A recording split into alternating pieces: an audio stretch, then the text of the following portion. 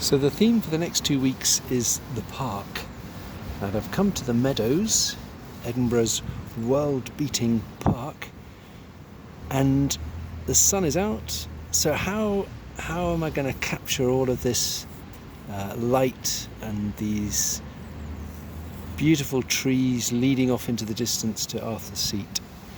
Well, I suggest, and I'm going to demonstrate this, working with a bit of ink and wash, or just wash actually. So I've diluted the ink, I've got a sponge, and I can look with my eyes half closed and put down some of these main dark shapes that I see using the sponge, which will just give me a kind of fairly light, fairly loose representation of some of those shapes. So I've got my line of trees with their repeating trunks. But the sponge is handy because it's just going to give me a simple set of shapes which I'll be refining with pastel and maybe charcoal. So I've got a tree in the foreground here, a bit of a sapling, and then on the other side, so creating a bit of a frame, something much larger. So it's great. This, I mean, the piece of sponge it's like a very adaptable brush. So I can put down some basic shapes. I'm going to shout because it's getting windy. Put down some basic shapes, and when that's dry, work into them with my charcoal and pastel. So off in the distance, I've got Salisbury Crags, and then Arthur's Seat, which I want to make something of. So with the theme being the park, it might be nice as well if I could work with some figures. So people are coming and going. So it's likely that if I put someone down like that dog walker, he'll be gone. But I'll come back. That's giving me a sense of scale. I've got some much smaller people in the distance on the other side of those trees. So certainly if I'm working with this park, it's a park with a particular view, that might be what I develop. There's also a spire there. Or it might be a lot to do with the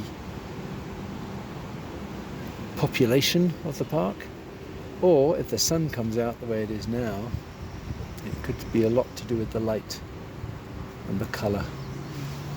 So that's as much as I'm going to do to that one. I recommend with this wash and pastel approach, it's worth doing more than one because I need that to dry before I can work on it. So I'll pause and change my paper and do a different version. So for my second composition, I think I might make a little bit more of Arthur's Seat. So I'll maybe start with that. I'm going to make it a bit bigger, and then really just see what comes into view when I scale Arthur's Seat up. I think it's, from the point of view of a landscape composition, it's quite nice to have this tree in the foreground, but with everything a bit bigger, I'll probably end up with a bit less grass, maybe a bit less distance.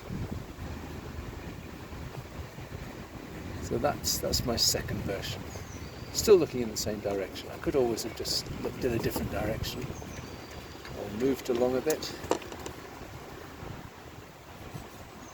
There I can get,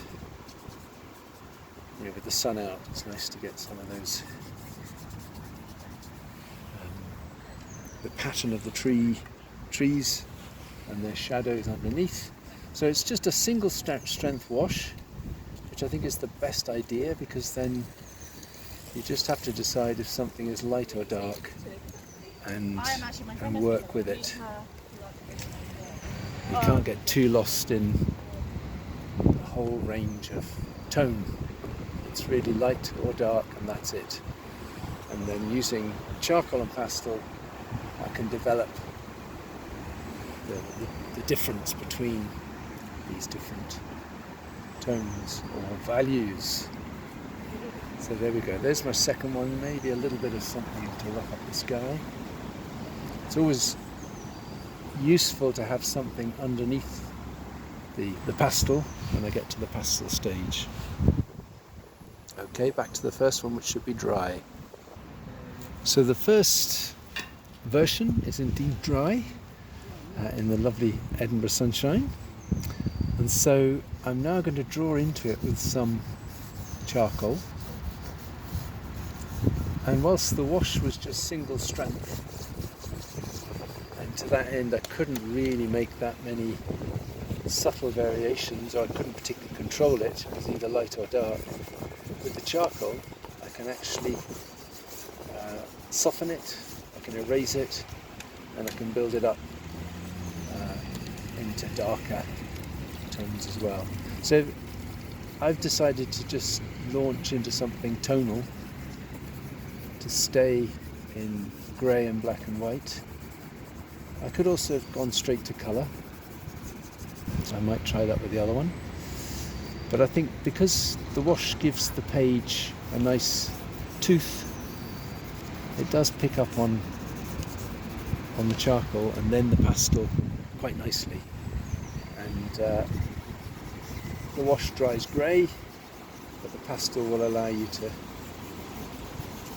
go black. And if any of these wash shapes are not where I would like them to be, I can just change them. So I'm working a lot with darkening. The sun's out, so there's lots of shadows. That was my man who's disappeared now, so we'll turn him into someone else. Another dog walker. A couple of figures in the distance. Lots of dog walkers. So that's putting down a bit of charcoal, and then let's get a bit of colour on now. So I'm working with chalk pastels and putting them across both the white paper, because I've been working on white cartridge paper, putting them across the white cartridge paper, but also of course putting them across the wash. So this same green pastel will have different effects depending on whether it goes over the white paper or over the wash shapes. It'll also be different if I smudge it and work it in. So I can build things up like that, maybe bring out quite a bright lemon yellow to get some of that light, and probably work into the foreground trees to bring them out.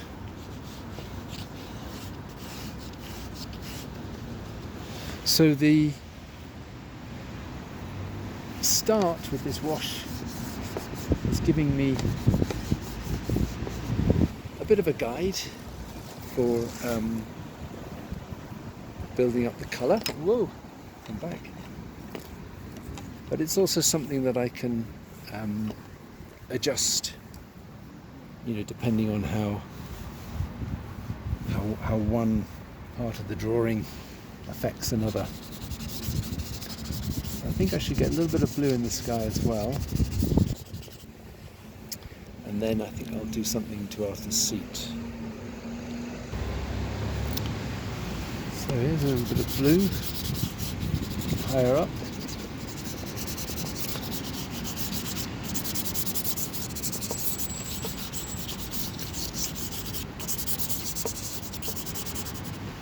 I might even work with some white.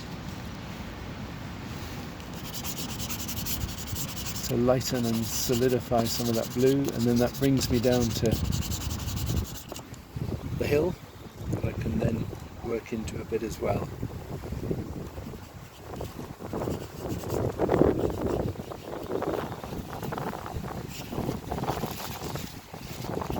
So as I've said, this pattern of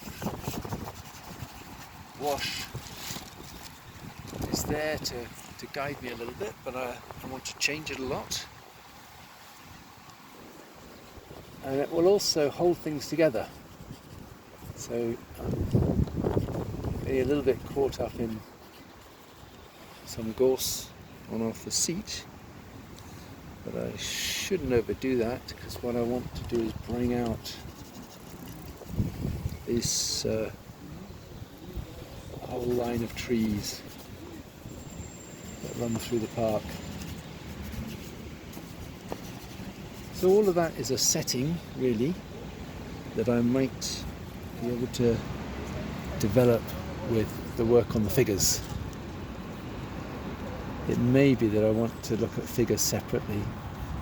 I can put a few into this study to get a sense of scale, but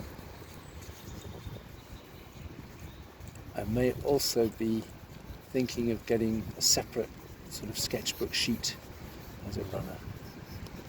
Separate sketchbook sheet with some figures on. You know, rather than try and make the figures all work as part of this composition, it might make more sense to separate those two tasks into a page of figures and some kind of setting to put them in. So for my second version, I've started just by blocking in the colour with the pastel and laying it over the wash. And as you can see, it's nice that the wash just shows through. I've done quite a lot of smudging of the charcoal, of the pastel, but I'm staying just with colour. And that actually works quite nicely, just to allow me to see the effect of the wash. And as you might remember, when we were taking this approach on the canal, just putting down colour shapes and then drawing into them, often you find that you end up doing less defining, because those colour shapes have developed, have just given you a lot of information. It doesn't need to be over-described, excessively described. So I'm now putting the charcoal in as well. That's just to darken some of my colours. And I might try a bit more of the yellow, but also because of the white paper, I can also consider, using the eraser. See what happens when I lighten things. So no people yet in this one, but that's actually been a much kind of quicker, more economical way of bringing out the colour and the contrast. Most of that done with the side of the pastel, and now I'm beginning to use the tip of the pastel, getting on some much kind of stronger, sharper lines. So there's a couple of ways of using wash first and then pastel and charcoal to add colour and to selectively add definition. And what I want to also work with then is finding some figures to populate my park and help me decide what's going to be the emphasis in this piece of work.